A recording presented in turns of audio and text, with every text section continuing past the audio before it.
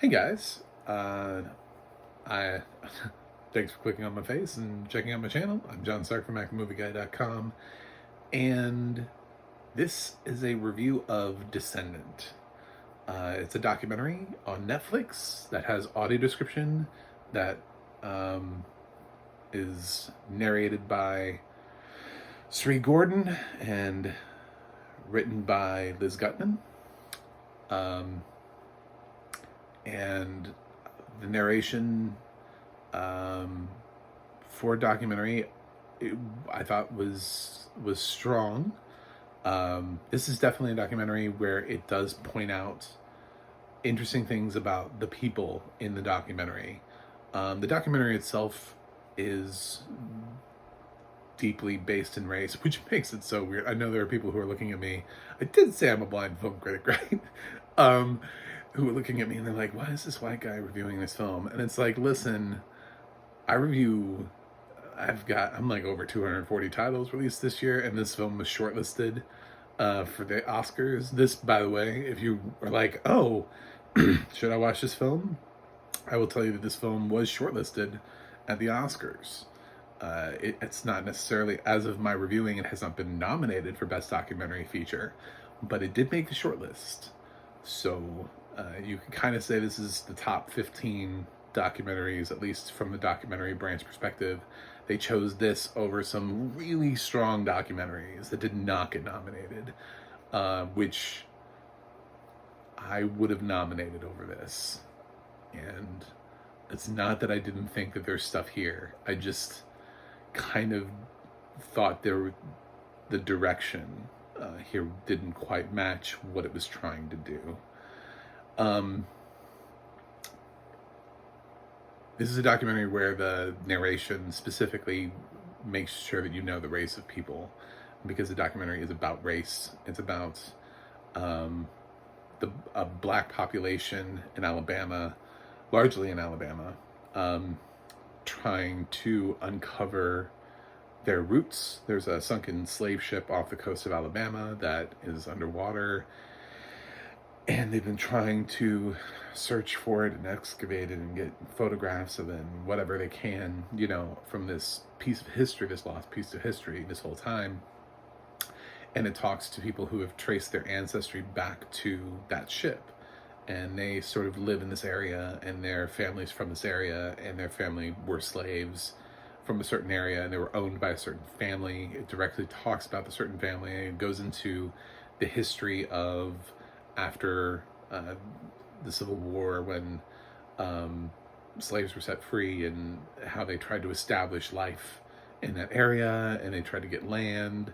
That guy was like, well, I treated my slaves well. You ain't getting land from me. A dick. Like, it goes into like the whole backstory and everything, and basically, I thought, considering what it was trying to do, I mean, I get the title and it works for what it ended up being. Interestingly, I think the title should have been Africa Town. I didn't know there was an Africa Town. And I found that like really interesting. The film spends a lot of time in Africa Town with the residents there, talking about the various things. They have people who are coming in and talking to them about the ship and going after the ship, and they have promising leads.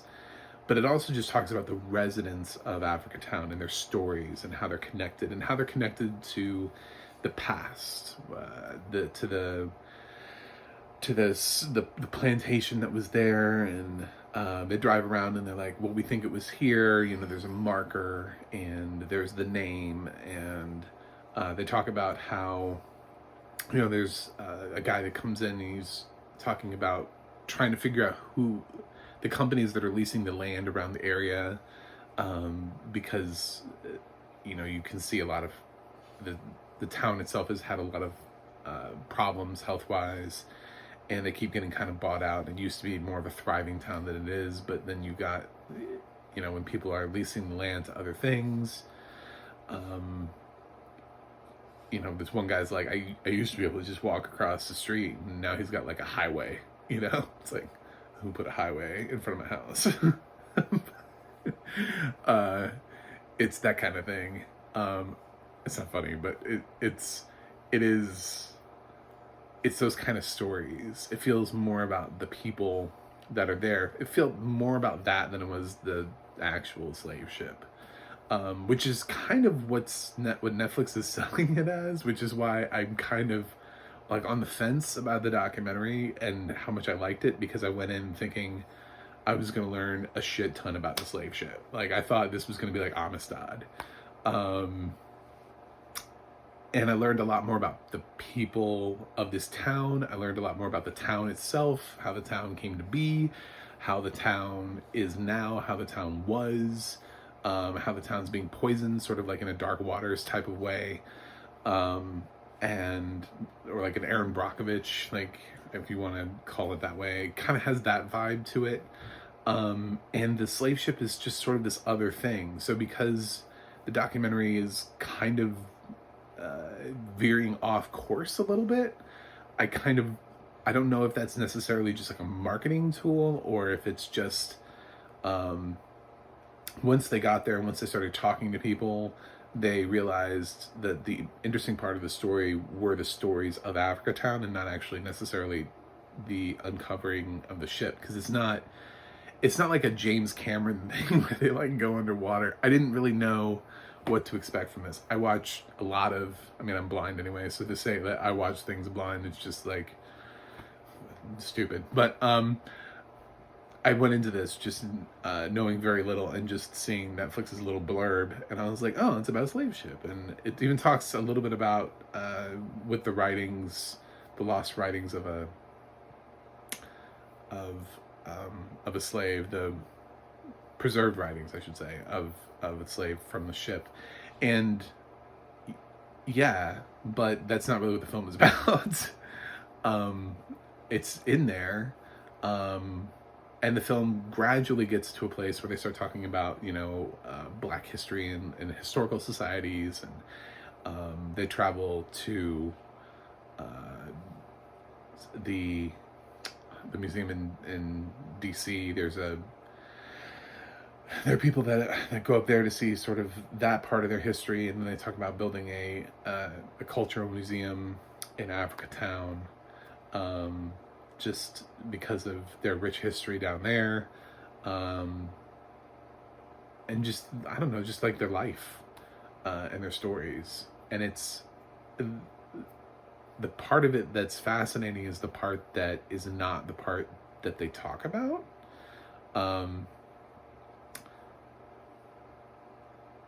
The weird thing is that it's called Descendant.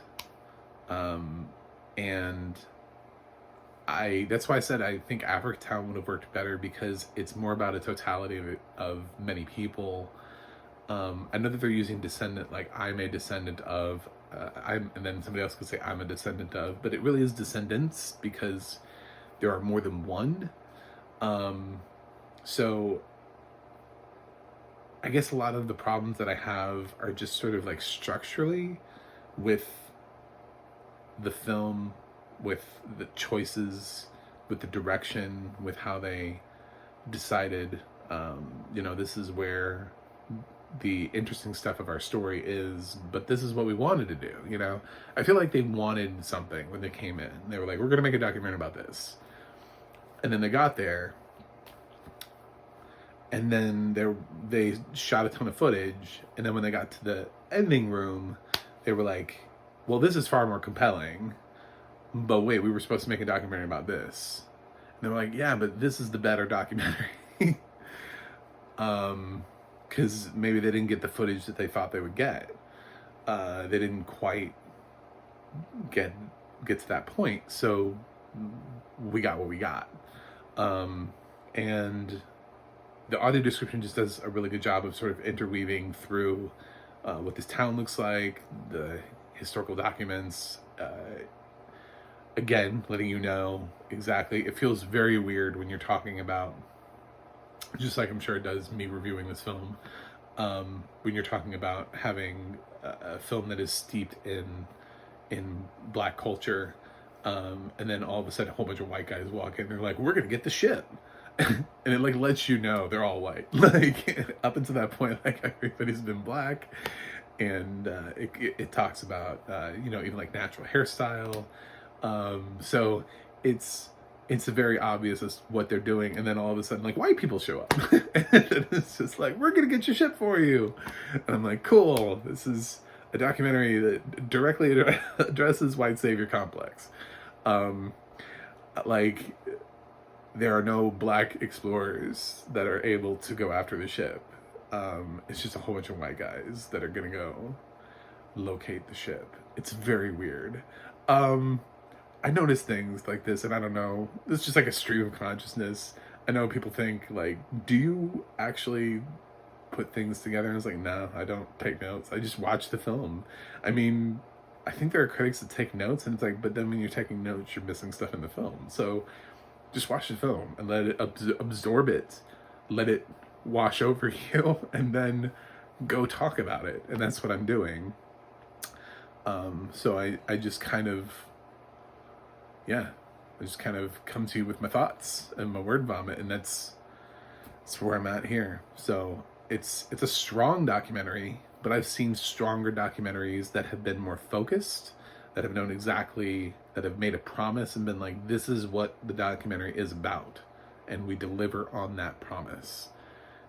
And I don't think Descendant is as focused as it could have been, but I think it's a very strong documentary.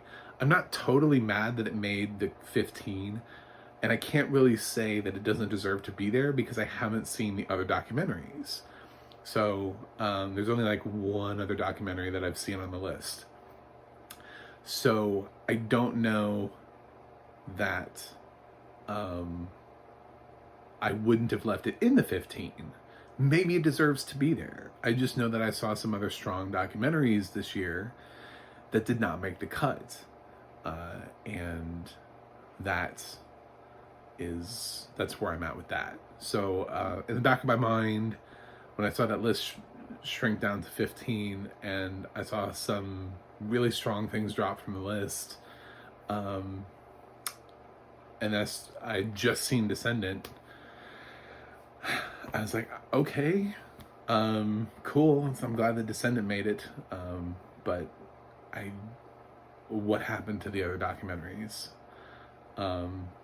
Tree of Life was one of the most rewarding experiences that I had in a documentary this year. And they nominated other HBO documentaries like The Janes. So I don't know what happened to Tree of Life, for example. So anyway, I'm lost in the weeds here, but I didn't hate this documentary. This is not a referendum on the I think it's a really strong documentary. My only problem, when I say the minus here, I'm just trying to explain why there's a minus.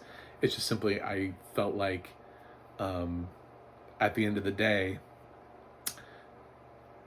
if you're going to restructure the documentary, you have to realize that you have restructured your documentary, and just tell us that that's what the documentary is about. Tell us the documentary is about Africa Town. Tell us the documentary.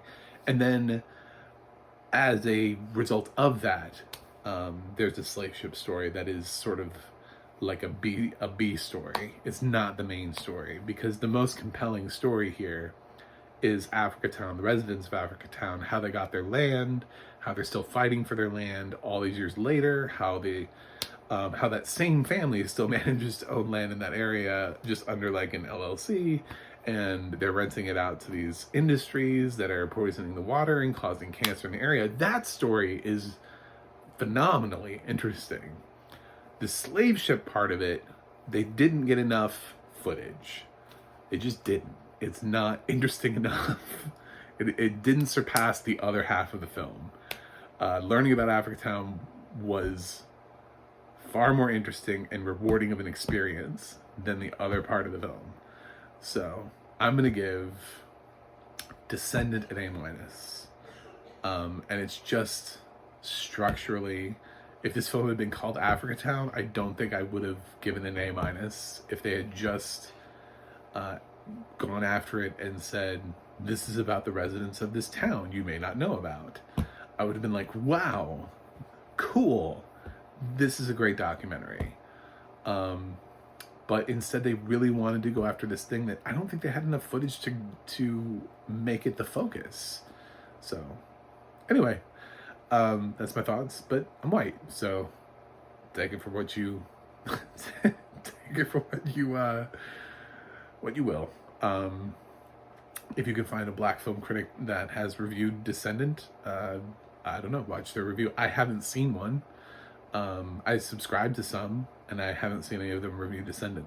So now I have. It's out there. At least there's one review out there that is saying this film is an A-. It's not bad to be an A-.